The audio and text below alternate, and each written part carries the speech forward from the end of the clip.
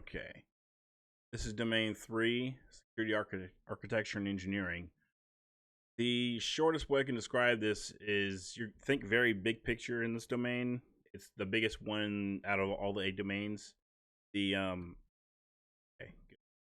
So with this domain in the official guide, there's like 4 chapters covered in this domain. A lot of the stuff in here is covered. Overall 4 chapters, I should say. Um, there was a lot of stuff in it with cryptography that your miles may vary once again, may or may not depend on, may not show up on the exam, but it was just a lot of different tables and different charts and diagrams, like with different things, like whether it be asymmetric and symmetric cryptography, and a bunch of stuff with cipher blockchaining and all this other stuff, and like the DES summary and all. The short version of this I can give is if you see a table, memorize that stuff. The stuff in tables specifically. If I were to give an elevator pitch, like I said, this is all stuff that's focused on the design level of a system, not so much just the nitty gritty of security, but in terms of risk. So like you're going to hear stuff about fire suppression systems and like how you design a data center and all that stuff. And that it may not be a data center, just a security system in general. So there's going to be a lot of stuff that you're like, okay, this is talking about classes of fires that necessarily apply to the domain. And yes, it does for this domain in particular. So I'll go, let me go. Okay, so I put some notes together here. I may not add more notes this later. For the sake of getting these things pushed out and getting more content, I'm going to power through this. I may add stuff to this later, but for stuff for domain 3, especially because it's the biggest one, I also add a few screenshots of things too. So some of the topics you'll see here, you'll definitely see stuff on security models. There's lots of other security models out there, but your biggest ones that I've seen as far as any of the practice tests and other stuff involved would be these 4 models right here. So Bell Lapadula, the DoD model, the Clark Wilson model, the BIBA, and then the Brewer Nash or Chinese wall model. You'll hear variations. You'll hear there. If you read through the books, you will see a lot more of them. But quite frankly, focus on those 4 and just get the Cliff Notes difference between the 4 of them. You find there. You won't be directly asked what's the difference between asymmetric encryption or symmetric encryption. The short end of it is asymmetric, it's stronger, but it's slower because it's stronger. And symmetric encryption, it's weaker but faster. Immediate advantage. But you're not going to be asked questions like that. It'll be something more, like your questions are going to be more scenario based, like more real world. Like if so and so sends a encrypted email to so and so, which key, blah blah blah. You'll get that kind of stuff. You might get some topics related to malware. You don't have to go deep diving, like naming the history of. You might get 1 or 2 questions referencing something about a worm or something historical, but whatever. The big thing you want to know is the difference between the types of malware. Let's see. Then you get into protection rings. So you've got your rings here. So your kernel here, your user space here. You won't see as many with these 2 rings. It's either going to be user application level or full system root or other words that kind of reference that. I need to fill that. Yeah, this is like I said, I'll finish filling these out later. So for your other topics, you'll see like you may get some questions. You understand the difference between these 3 or 4 things. These aren't necessarily related, but all your multitasking, threading, and multiprocessing, understand the difference between those for sure. You will get some CPU questions related to the architecture of a CPU.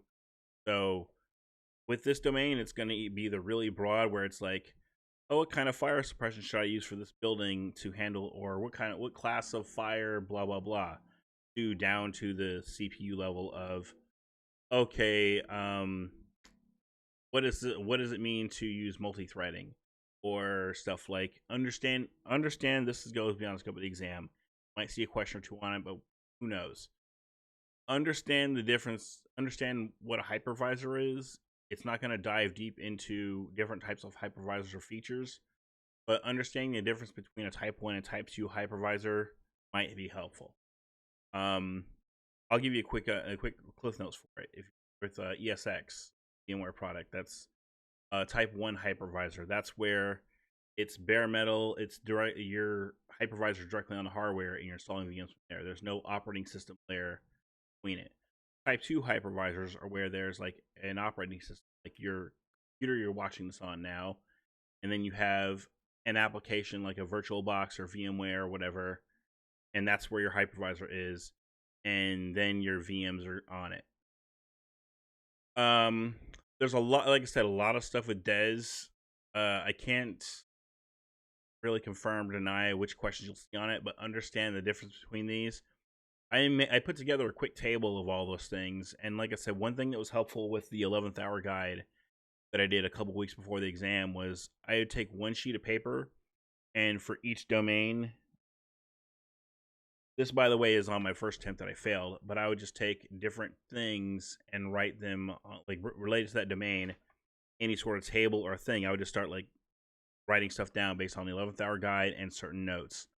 Particularly as I was taking the practice questions, I would find things that I would get stuck on consistently and then just write them out. And writing it will definitely commit it to memory more than typing it. Like, just seriously write it down. And when you get to the exam, you get that sheet of paper. I'm going to say this over and over again every domain because it's what worked for me. Is if there's a table or something you're struggling to remember, when you first go to take that exam, when you're ready to take it, they give you that sheet of paper, write immediately, like before you even start doing questions, write that stuff down. And that, like, at the least, it's out of your head, and that's one less thing you have to be anxious about when you're taking this thing, because the anxiety will like slow you down in the exam and give you a little bit of the hesitation. It ends up being quicksand, basically. Let's see, classifiers. It's funny with this, with all this material. Like, I didn't, you don't realize it, but you've probably done some stuff like this in the past where you've taken courses, and this may be especially if you were a former military, you've taken a lot of these courses and learned about the stuff like classifiers and fighting state classifiers. So your class A, that's your combustibles, paper, trash, things like that. You can usually use water or some kind of soda acid, like a CO2. I guess, no, I forget what it's called. Your liquid fires, retrievable halon, CO2, and then along electrical. So I forgot the pyramid. It's, let's see, heat, oxygen, and fuel. There's like a pyramid of like, what causes a fire, what fuels a fire, and eliminating those things will stop the fire. I learned a lot of this stuff in the Navy, and like I said, I only did 4 years. And that was also a long time ago. However, that's one thing that you're on, like when you're on a ship, you learn that stuff. It's drilled in your head a lot, because when you're out in the middle of the ocean, you can't run away from a fire. You have to fight that thing. You can't swim from in like the Pacific Ocean hundreds of miles out, or even 10 miles out, to be honest. You have to fight that fire. Lesson in life, like sometimes you gotta fight the problem and you can't just run away from it. So then we get into fire suppression systems. Definitely I see a lot of this more in the civilian world, especially in a lot of different jobs I've worked with, data centers of one type or another, especially because I started off my career in the days where your data centers would be either on site or at another site at the same company. It wouldn't necessarily be cloud or off premise. Everything was on prem in a building or what have you.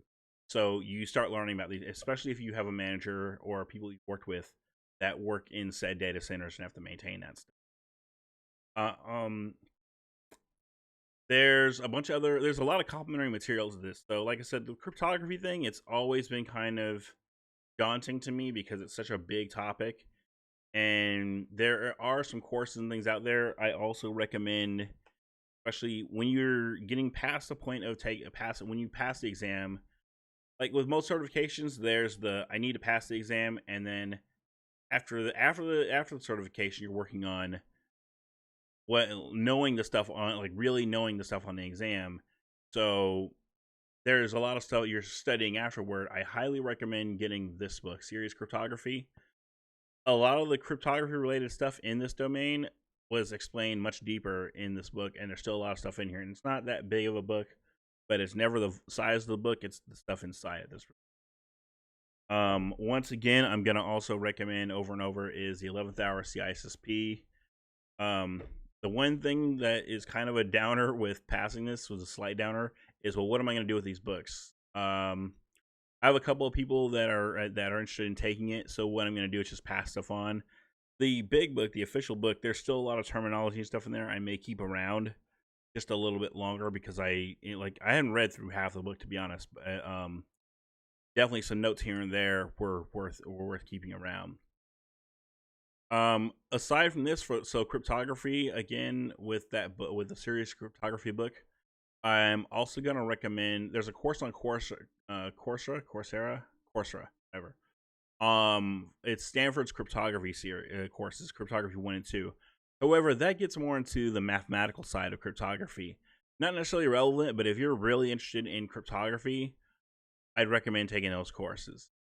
I included stuff in here. If we go look above, the stuff on logical operations, that kind of tripped me up a bit. I got a good explanation of it on an incident I worked on. I actually wrote a blog article for, and I'll include in the links in the GitHub page. But breaking down like the logical operations and like XORs and ANDs and NOTs. This is a basic table. If you understand what the different symbols are, like this symbol here, that's for XOR. If you know which symbols correspond to which one, that will help you a lot with any questions you run into, because you focus on the symbols, it'll get you through it. And like I said, you're going to get more scenario-based questions than does this do this on an exam. Which I kind of prefer, to be honest. Because having to memorize just facts is one thing, but throwing a context of applying it to the real world is what separates the study questions from the exam. Let's see. You know what? I can cut this short. I can make this long-winded and keep going down this domain. However, there's 5 more domains I want to cover, and I want to try and get these done before that certificate arrives in the mail, so I can do one of those obligatory box opening special videos that people seem to get onto. So with that, let me show the books again. The 11th Hour CISSP, I recommend. And then this one here, the Serious Cryptography. And after that, the biggest ones I'd recommend would be getting the practice test app on whatever tablet or device you're using, and the official books. Beyond that, there wasn't really much I used. With that, the next one's going to be domain 4, Communications and Network Security. And I will see you around.